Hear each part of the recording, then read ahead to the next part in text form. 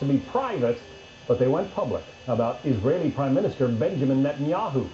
Reporters who covered the G20 summit last week are coming forward now saying they overheard French President Nicolas Sarkozy and President Obama making some candid and not very flattering comments about the Israeli leader.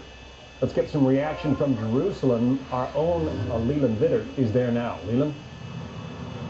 John, it is so rare when you get to hear what world leaders really think after the cameras stop snapping all those formal pictures and they actually get down to talking about everybody.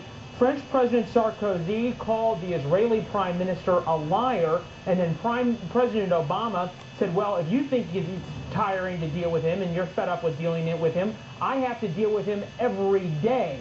And obviously that is not what they wanted to have broadcast to the world. It's been a legendary, icy relationship between President Obama and Prime Minister Netanyahu, but that icy relationship after these comments, you might say, could go to the temperature of dry ice right now. And this is a horrible, horrible time for a situation like this to happen as Israel has continued to get more and more isolated around the world. French President Sarkozy has been very critical of Prime Minister Netanyahu over the settlements issue, the building of settlements in the West Bank, the breakdown of the peace talks.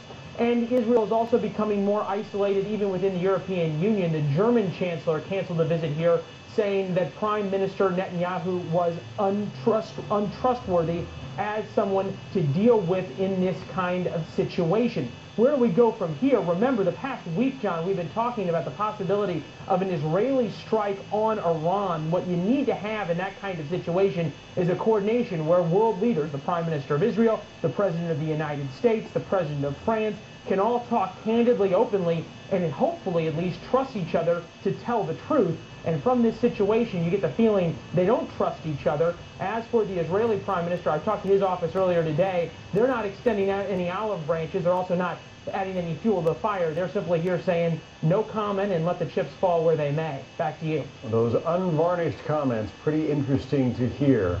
Leland Vittert, thank you. And we're going to be having